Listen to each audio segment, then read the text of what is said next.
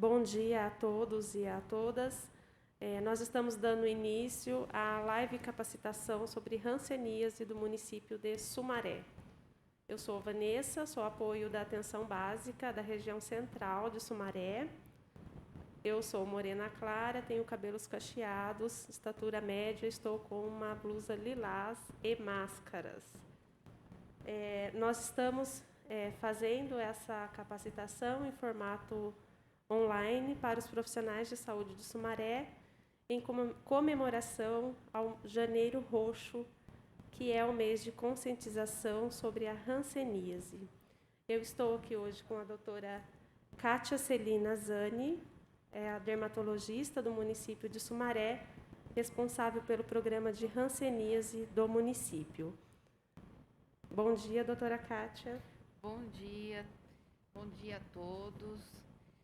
Hoje estamos aqui para conversar um pouco sobre hanseníase, que pelo Brasil é uma doença muito negligenciada, né? Eu trabalho na rede municipal há 25 anos como dermatologista e também atendo a parte de hanseníase. Então eu vou falar um pouco sobre a doença e depois falar um pouco de como fazer o diagnóstico e rapidamente o tratamento. Então a hanseníase é uma doença infecto-contagiosa causada pela Mycobacteria leprae. Ela atinge principalmente a pele, as mucosas e os nervos periféricos. E quando atinge os nervos periféricos, ela pode ocasionar uma série de lesões que vão levar a sequelas, muitas delas irreversíveis. Quanto à origem da hanseníase, é discutida, mas presume-se que ela tenha mais de 4.000 anos e tenha origem no continente asiático. Foi encontrado na Índia, na China, Japão e Egito. E houve muito a mistura, né, da hanseníase com outras doenças. E, na verdade, não era hanseníase. Então, a psoríase, a escabiose, o impetigo, fazia parte de um conjunto que antigamente se chamava de lepra. A infecção pela hanseníase, ela acomete ambos os sexos, tanto homens quanto mulheres, e para que a pessoa tenha hanseníase é preciso uma convivência prolongada com um doente que tenha muitos bacilos, que a gente chama de multibacilífero. É feita a transmissão através das secreções respiratórias, tosse, espirro, sobre a pessoa que convive, né? O Brasil, infelizmente, ele ocupa a segunda posição mundial em casos novos de hanseníase, perdendo apenas para a Índia. Isso é um fator de que surgiu a comemoração do Janeiro Roxo, para que mais diagnósticos sejam feitos e para que os pacientes possam ser tratados, uma vez que essa doença tem cura. Isso é muito importante, tem cura. A partir dos anos 80, se instituiu o tratamento com várias medicações, que a gente chama de poliquimioterapia, e aí essa doença passou a ser curável e não necessita mais de internação, porque até 1980 existia os hospitais específicos, colônias, onde a pessoa era internada compulsoriamente. Isso foi abolido nos anos 80. Em 1995, o Ministério da Saúde aboliu o nome lepra para que evitasse os estigmas, os preconceitos. Então, passou a se chamar hanseníase, que é o nome do médico que descobriu o bacilo causador da doença. É importante para nós entender como fazer o diagnóstico. E o diagnóstico é basicamente clínico. Primeiro, conversar com o paciente, saber se ele já teve contato com pessoas com hanseníase. Isso é uma coisa que pouco se pergunta. Em nosso município, nós temos muitos pacientes que vêm dos estados do Norte, Nordeste, Centro-Oeste, que são os estados que mais têm a prevalência dessa doença. Então, não se toca no assunto. As pessoas têm dificuldade, tanto o médico, a enfermagem, como o paciente, de abordar que há anos atrás teve contato com pessoas doentes ou dentro da própria família. Sendo assim, a gente passa ao diagnóstico clínico, né? Os sinais para você pensar em hanseníase. Você encontrará na pele do paciente manchas hipopigmentadas, quer dizer, mais claras ou avermelhadas, e que tenham alteração da sensibilidade. É muito importante. Comprometimento de nervos periféricos. Os nervos estão engrossados, espessados, e quando você testa a região desse nervo, a sensibilidade está alterada ou pode apresentar fraqueza dos músculos que são inervados por esse nervo. E também o encontro do Mycobacterium leprae nas lesões. Isso é feito através de um exame que chama baciloscopia. Normalmente, aqui em Sumaré, é feito no centro de saúde do centro, no CS2. Então, é colhido a linfa da orelha, das duas orelhas, dos dois cotovelos e da lesão. Qual a importância desse exame? Para saber qual tipo de doença a pessoa tem.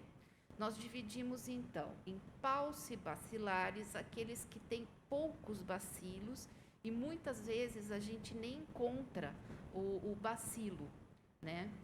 E os multibacilares, que são aqueles que têm uma quantidade grande de bacilos, e na baciloscopia nós encontramos esses bacilos. Isso é uma questão para tratamento. É lógico que se for estudar hanseníase, vai ver que os paucibacilares são as formas clínicas indeterminadas, que são só manchas, né?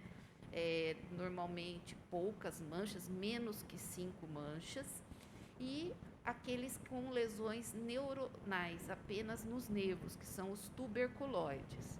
Depois nós temos os multibacilares, que têm muitos bacilos, que são os antigos não, eles são clinicamente os virchovianos, né, que aí é uma característica bem típica, eu vou mostrar algumas fotos, e os dimorfos, que eles são intermediários entre os tuberculoides indeterminados e os virchovianos.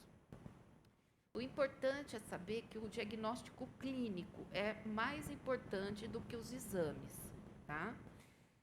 O caso novo na hanseníase é aquele que nunca foi tratado, a pessoa nem sabia que tinha, isso é um caso novo. Ressaltando, então, os paucibacilares, como é que são classificados? São aqueles que têm de 1 a 5 lesões e não encontra-se bacilos no exame da baciloscopia. Os multibacilares são aqueles que têm 6 ou mais lesões, comprometimento do nervo e achados de bacilos, independente de número de lesões, também são considerados multibacilar. O importante é saber ao diagnóstico qual o grau de incapacidade que apresenta o paciente. Então, sempre é testado mão, pé e os olhos. O grau 0 é aquele que não tem anestesia, mas não tem nenhuma deformidade ou dano visível em mãos, pés e olhos. O grau 1, você apresenta anestesia, mas já tem algum sinal de deformidade ou dano visível. E o grau 2, você já tem realmente muita deformação visível, né? Dificuldades até de andar, pegar as coisas, deixa cair, perde força muscular. E no caso dos olhos, a gente vê que o grau 0 é um olho normal, né? que não tem perda de visão. O grau 1, você tem alterações da visão, não consegue contar até os dedos até 6 metros de distância. E o grau 2 já é bem grave. Você olha para o paciente, ele já tem a opacidade da córnea e a pálpebra tem uma dilatação, chama lago oftalmo. E se for feito o exame com oftalmologista, vai ter inflamação da íris. Bom, vamos falar um pouco da hanseníase multibacilar. Eu vou mostrar um pouco, primeiro da paucibacilar. Então, é uma pessoa, né, que tem essa lesão hipocrômica bem definida na área da face, né? E quando faz o teste de sensibilidade ao toque, essa mancha é amortecida. Bom, a fim de facilitar, como é que se faz esse teste de sensibilidade? O paciente, ele perde primeiro a sensibilidade térmica. A gente não consegue testar porque teria que ter um tubo de ensaio, um com água fria e outro com água quente, testando a área da mancha e a área fora da mancha. O que nós temos de fácil para testar é testar a sensibilidade tátil através de um algodão molhado com álcool e um algodão seco. Primeiro você mostra para o paciente fora da mancha, testando vários locais, e depois você testa dentro da mancha, sempre com os olhos fechados, e vai perguntando: esse está seco? Esse está molhado? E o paciente vai dando a resposta. Essa outra mancha também hipocrômica na região da coxa. Importante notar a diferença que na mancha você tem menos pelos, tá? E também o paciente costuma notar que essa região não transpira. Ela tem, pela lesão dos nervos, ela não tem a transpiração. Antigamente se fazia o teste com histamina injetável no local para ver se transpirava, mas a gente também não tem a histamina para testar. Então o teste é feito mesmo com algodão, molhado com álcool e seco, e conversando com o paciente. Outra mancha, essa no braço, né? Também hipocrômica, os limites mais precisos, e que a observação do médico, a mancha foi crescendo no período de 2 meses e se detecta a perda da sensibilidade. Então, é nessa fase paucibacilar, no início da doença, que a gente tem que tentar focar o diagnóstico, por ser mais fácil tratar e porque, através desse diagnóstico, a gente evita que o paciente tenha lesões graves, né, que levem a ele a perder a mobilidade e consiga realizar as tarefas do dia a dia. Outra lesão também, nessa vocês notam que a pele é bem ressecada e já está começando na periferia da lesão, pápulas levemente eritematosas, quer dizer, está piorando essa lesão. Se não tratar, isso vai criar problemas de sequela. Quando você palpa o nervo do cotovelo, o nervo ulnar, você vai notar que o nervo está grosso, muito mais grosso do que um nervo normal. E muitas vezes você, cutucando essa região, o paciente vai relatar formigamento, dor, uma sensação de choque, que é característico da lesão neuronal.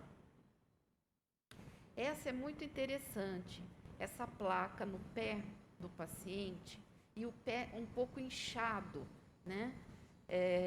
Com alteração total da sensibilidade. Você pega o algodão e você vai ver que o paciente não sente a lesão. É muito importante analisar e também palpar os nervos na lateral, né, dos tornozelos, que você vai ver que eles estão espessados. Outra hanseníase paucibacilar, a mesma coisa, né? Aí a gente entra para a multibacilar, é aquela que transmite. Essa a gente precisa se preocupar. Onde tem um multibacilar, tem outras pessoas convivendo que podem estar contaminadas. Enquanto não tratar um multibacilar, a gente não consegue acabar com a cadeia de transmissão. Então, você vê que ele apresenta várias lesões, mais de 5 lesões. Essas são hipopigmentadas, tem pele normal entre elas, com perda da sensibilidade. Se confunde muito, quem não conhece, não tem experiência, com o vitiligo. Só que no vitiligo, ele é totalmente sem cor, é branco, não é mais claro que a pele normal, é sem cor mesmo. E não tem alteração nenhuma da sensibilidade. A pessoa com vitiligo tem a sensibilidade normal e sem nenhum comprometimento do nervo. Esse paciente, você pode ver que os cotovelos dele já é um pouco inchado. E se você for palpar, os nervos estão engrossados. Esse outro, vendo mais de perto, você já vê que começa a ter lesões próximas à lesão principal, que a gente chama de lesões satélites. E se fizer a baciloscopia da lesão, vai ter bacilo. Tanto bacilos na lesão, como às vezes poucos bacilos nas orelhas e nos cotovelos. É o mesmo paciente, mostrando detalhes da lesão. Esse caso é o caso que a gente não quer que apareça. É um caso de multibacilar virchoviano, com muitas lesões. Você vê o pé inchado, lesões na mão. Você vai palpar, os nervos estão todos espessados. Geralmente esses pacientes queixam que tem dormência nas mãos, nos pés. Para andar, eles acabam se machucando. Muitas vezes eles andam e perdem o sapato, o chinelo, principalmente no meio do caminho. Apresentam ferimentos nos pés, nas mãos. Eles reclamam que quando vão pegar alguma coisa, principalmente mulher, quando vai pegar uma panela quente, vai mexer com fogo, acaba se queimando, não sente nenhuma dor com a queimadura e não sabe por que se machucou. No nosso meio existe uma coisa estranha. As pessoas que se machucam e não sentem dor, veem isso como um ganho, como se isso fosse força, mas não é. A dor é um mecanismo fisiológico muito importante para mostrar que alguma coisa está errado, para que a gente se proteja. Uma pessoa que não sente dor quando se machuca está doente. Ou ela tem hanseníase ou alguma outra doença neurológica. Então tem que pesquisar. Esse é um quadro também multibacilar. Você vê que a mancha é gigantesca, né? A periferia bem infiltrada, com áreas que parece queijo suíço. E quando você faz o teste da sensibilidade tátil, você vê que não vai sentir direito, ele vai errar, ele não sabe se é molhado, não sabe se é seco, e muitas vezes ele fala, não estou sentindo nada. Outro caso também, quando aparecem essas manchas esburacadas, né, com o centro que a pele parece normal e a periferia mais elevada, muitas vezes o caso é multibacilar, mas é o antigo caso borderline, que apresenta poucos bacilos. Mas para questões de tratamento, tem bacilo, o tratamento é multibacilar, porque tem o risco de transmissão da doença. Esse caso, você já vê, além dessas lesões, tá, muito elevadas, anestesia, a mão você já vê inchada. Se você palpar os nervos, vão estar todos engrossados. A posição do paciente já mostra que provavelmente ele deve ter uma perda de força muscular. Agora, um caso desse, também não pode achar que tudo é hanseníase. Quando se vê um caso assim, também tem que se pensar em câncer, em linfomas.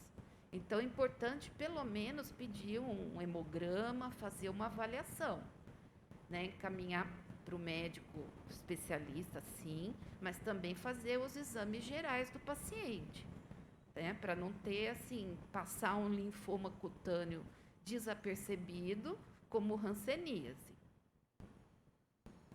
Esse outro paciente, a gente já não consegue definir muito bem as manchas, ele tem uma infiltração. Na região infiltrada, muitas vezes ele até sente. E o que chama atenção é esse inchaço dos cotovelos. Quando você palpa os nervos cubitais do paciente, são nervos bem espessados e ele queixa que está tendo um choque, uma dor que irradia para a região ulnar. E fazendo a baciloscopia positiva, né? Sendo assim multibacilar. Esse caso, a gente vê muito pacientes com esses nódulos, vários nódulos nas orelhas, tá? E os nervos também da região da face, engrossados. Isso é clássico da hanseníase multibacilar, forma virchoviana. E aí é num menino. Quando a gente começa a encontrar na comunidade crianças afetadas por hanseníase, significa que nós temos muitos doentes que precisam ser encontrados, multibacilares, dentro da própria casa ou que convivem com o paciente e que estão passando desapercebidos. Outra forma é a hanseníase neural, quer dizer, muitas vezes ele não tem mancha, ele tem só os nervos espessados, engrossados. Nessa tipo de hanseníase, que é chamada também de tuberculoide, o diagnóstico ele fica um pouco mais difícil.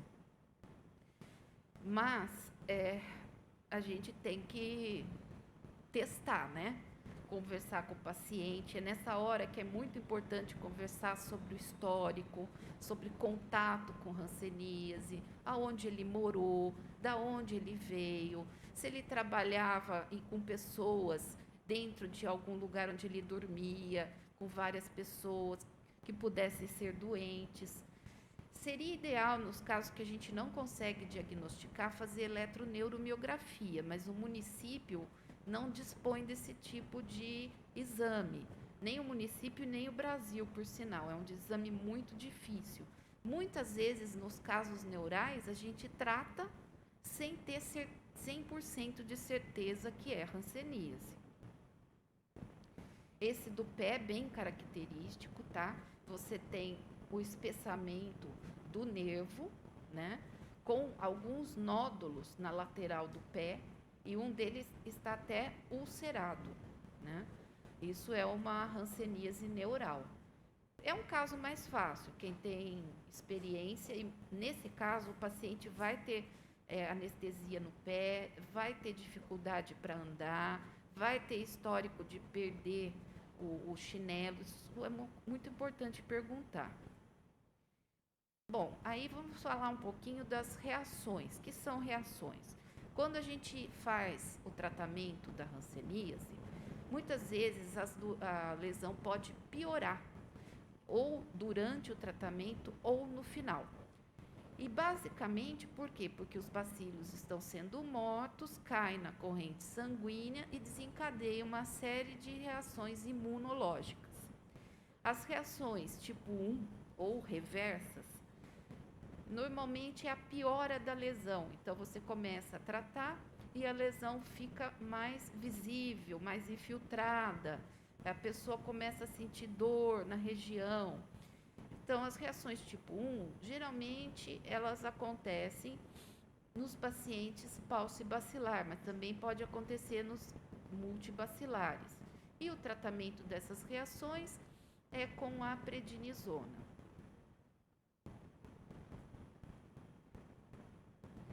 Mesma coisa, piorando as lesões que o paciente já tinha, né? É um paciente multibacilar, tem o inchaço das mãos, múltiplas lesões, com piora das lesões, reação tipo 1. E a tipo 2 é o famoso eritema nodoso.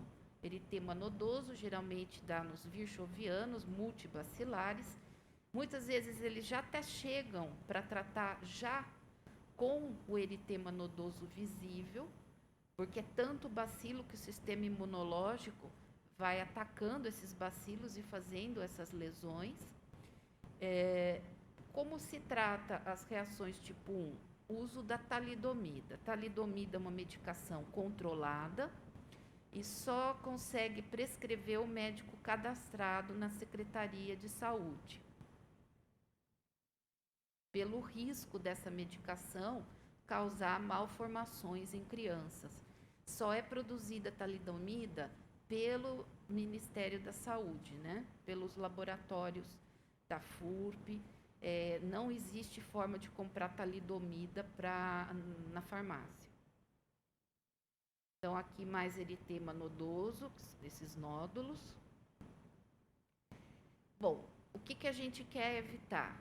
Incapacidade e deformidade, né? Se for diagnosticado tardiamente a doença, se comprometer os nervos, aí vamos ter essas deformações. Então, o principal, diagnóstico e tratamento precoce. Então, aqui exemplos de deformidade, né? A mão desse paciente, ele não tem mais, ele está em garra, quer dizer, a mão já atrofiou, ele não consegue mais abrir. O punho caído, quer dizer, ele já não consegue mais mexer esse punho, os nervos estão bem alterados. Quando se tem essas incapacidades, muitas vezes são irreversíveis, tá? Por isso que tem que se evitar chegar nesse quadro.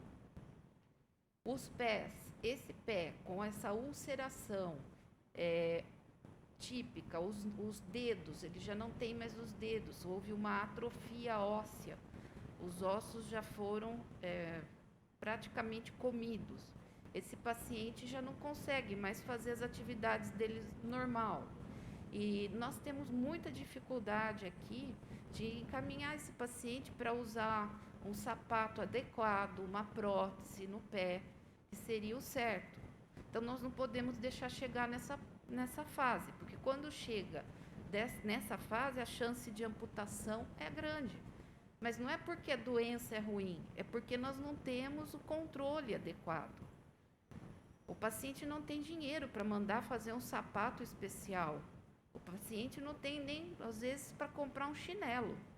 Então, é evitar chegar nessa fase. E nós estamos recebendo muitos pacientes de fora do nosso município que já chegam com esse grau de incapacidade.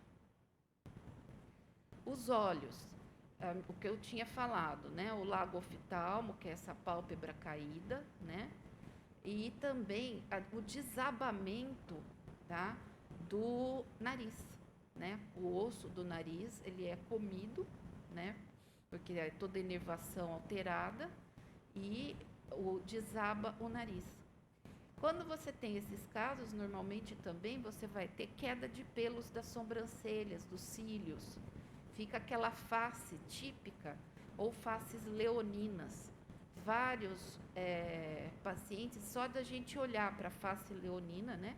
Que é sem pelos nas sobrancelhas, o desabamento da asa nasal, o pavilhão com aqueles nódulos, a gente já sabe que é hanseníase. Alguns deles já são tratados, vêm e já foram tratados e são sequelas. Outros não, é o primeiro diagnóstico, é o caso novo. Então, a gente tem que começar a tratar. Tratamento. Bom, o ano passado foi introduzido no Brasil a poliquimioterapia única. Então, atualmente, só essa cartela cor-de-rosa é que é usada. A cartela verde que vocês estão vendo, elas não usam mais, tá? Então, o que contém nessa cartela? Rifampicina, clofazimina e dapsona. Esse é o tratamento clássico.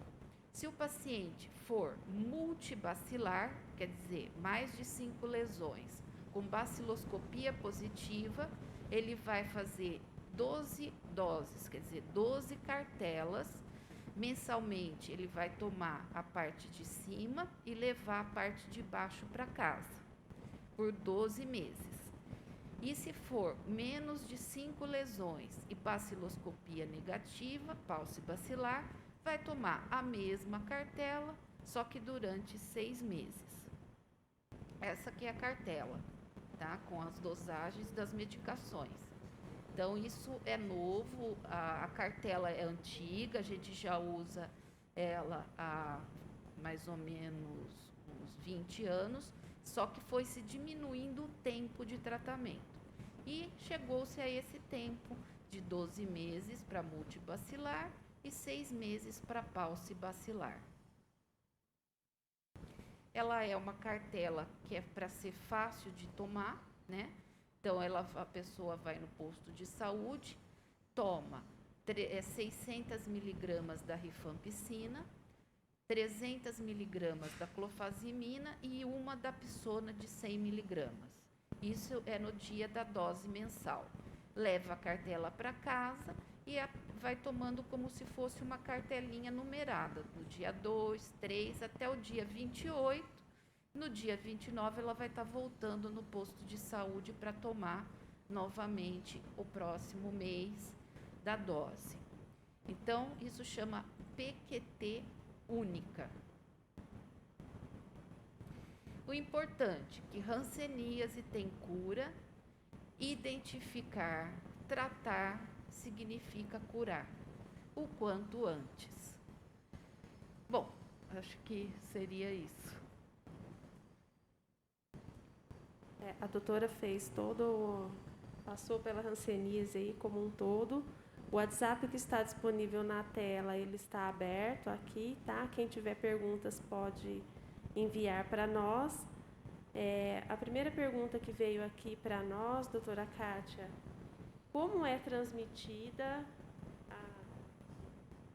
a hanseníase e como evitar? Como você falou que aí as famílias, né? Como é que a família pode conviver com o paciente com hanseníase? Então, a convivência do paciente, a partir do momento que é feito o diagnóstico e ele começa a tomar o remédio, já não tem mais nenhum problema. Tomou a primeira cartela, já não tem nenhum problema. Não se contamina comendo no mesmo lugar, nem usando o mesmo talher, o mesmo prato.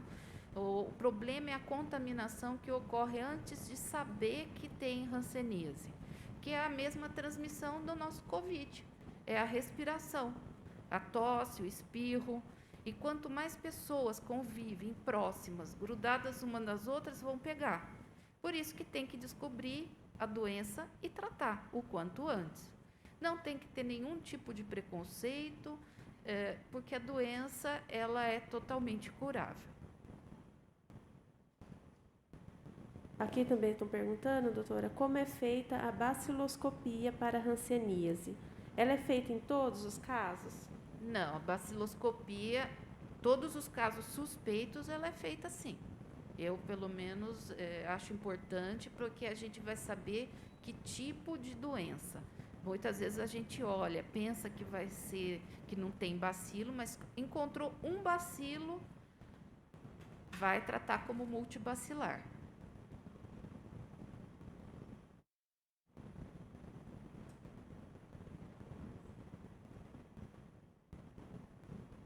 Você já falou, mas a pergunta está aqui também. O tratamento medicamentoso, ele pode apresentar reações adversas? Sim. Quais seriam essas reações? Então, as reações que eu passei, né, são... Deixa eu voltar aqui. São 2 tipos de reação, tá? A tipo 1, que é a reação reversa, que seria a piora das lesões, tá? E muitas vezes os nervos ficam inflamados, doloridos. Isso chama reação tipo 1. Elas são tratáveis normalmente com prednisona. E as reações do tipo 2, tipo eritema nodoso, que além dos nódulos que aparecem geralmente nos multibacilares, ela pode ter febre, dor no corpo, mal-estar e também algum tipo de infecção associada. É tratado com talidomida, no caso dos homens. Agora, mulheres jovens é mais complicado, porque a talidomida ela causa malformação nos fetos. Então, muitas vezes a gente tem que usar só prednisona.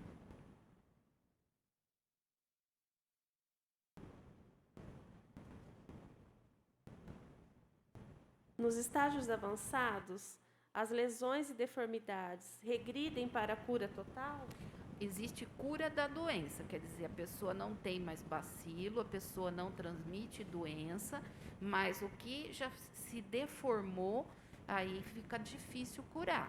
O que teria que ter, né, é ir para um centro mais de de uma amplitude maior, onde possa se fazer, muitas vezes, cirurgia para descompressão de nervos, para colocação de próteses, para usar, para ajudar o paciente a se locomover.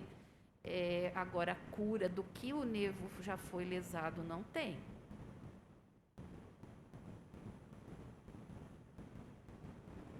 Isso serve também para o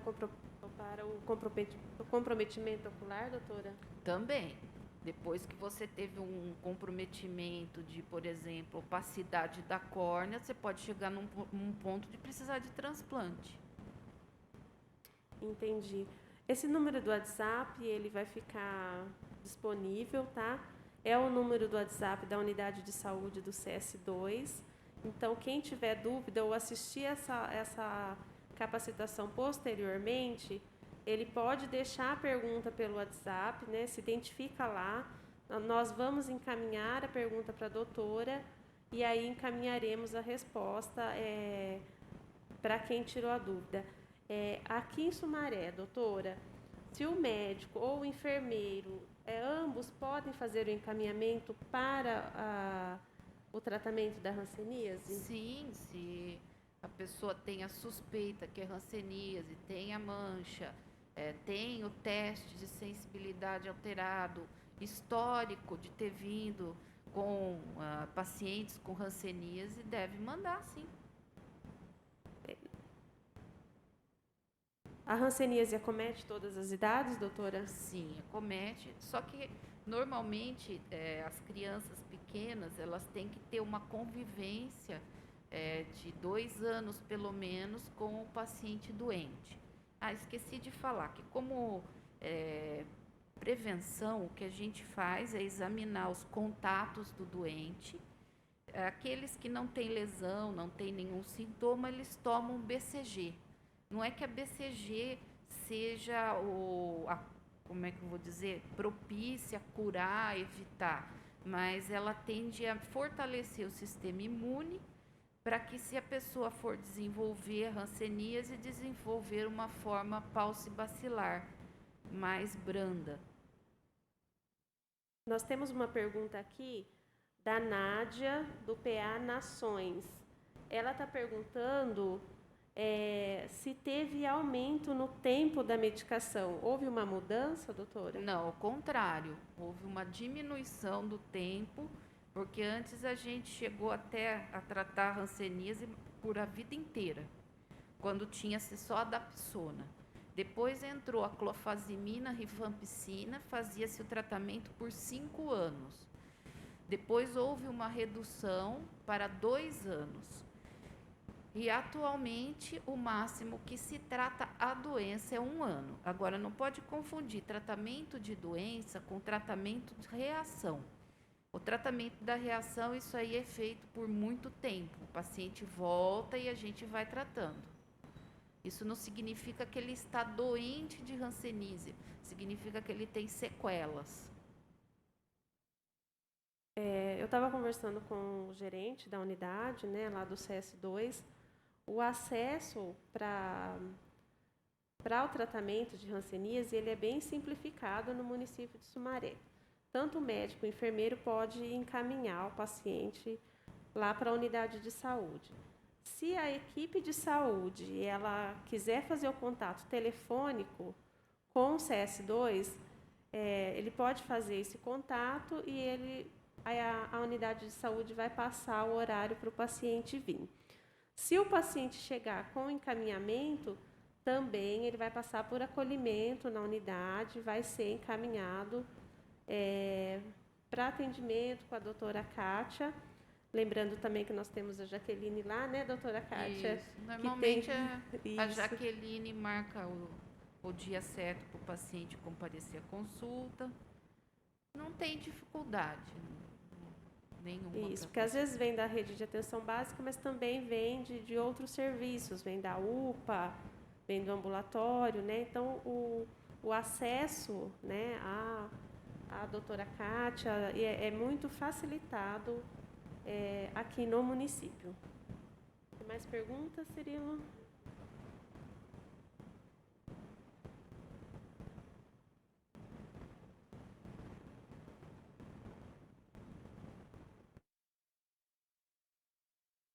Doutora, a eletroneuromiografia, que a gente sabe que é um exame que tem muito pouco disponível, né? Precisava de ter mais disponível. Quando que ela é indicada? Então, principalmente nas formas, quando você tem a forma dos nervos, sem nenhuma lesão de pele, só o nervo acometido, a baciloscopia negativo, o histórico do paciente, que a gente não consegue nenhum contato com hanseníase, a pessoa nunca teve nenhum contato. Então fica aquela dúvida, é hanseníase, alguma outra neuropatia, porque tem várias neopatias e muitas vezes alguns pacientes têm motivo para ter, né? Diabético, etilista, crônico. E aí fica a dúvida, essa neuropatia do diabetes, essa neuropatia é a hanseníase? É os dois? Então, muitas vezes a gente precisaria ter uma melhor avaliação.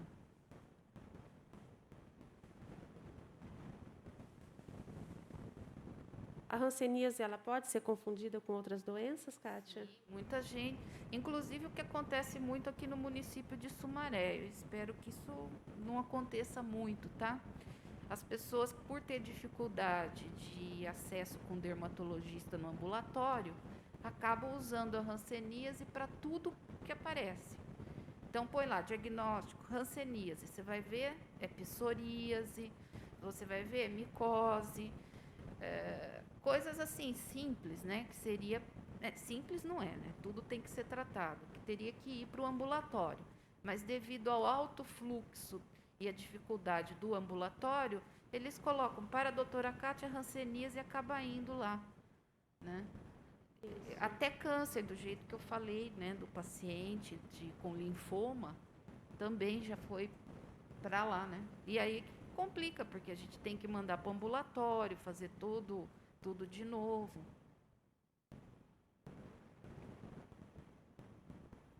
Existe um local mais prevalente no corpo para o surgimento das lesões de pele? Não. Ela pode. Quer dizer, lesões de pele visível, de mancha, qualquer lugar do corpo.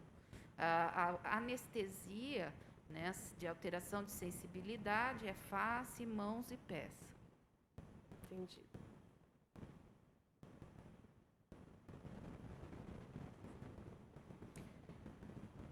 Bom, então, queria agradecer a todos